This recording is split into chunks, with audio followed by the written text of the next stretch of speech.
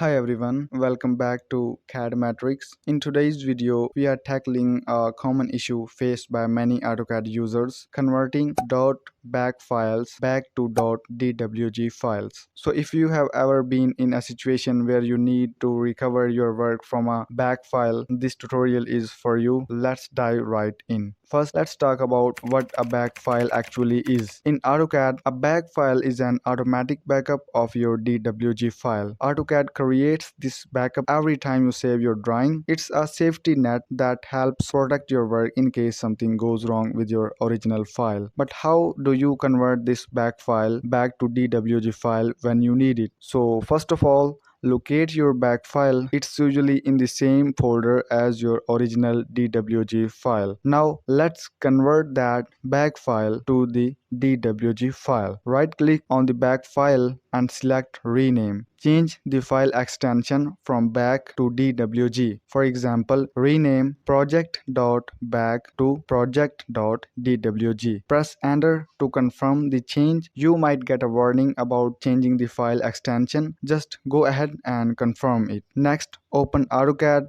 go to File, Open, and navigate to the folder where your renamed file is located. Select the DWG file you just renamed and click Open. Your drawing should open up just as it was before. It's that simple. And that's it. You have successfully converted a back file back to a DWG file in AutoCAD. If you found this video helpful, please give it a thumbs up and subscribe to my YouTube channel for more AutoCAD tips and tutorials. If you have any questions, leave them in the comments and I will be happy to help. Thanks for watching this video and I will see you in the next video.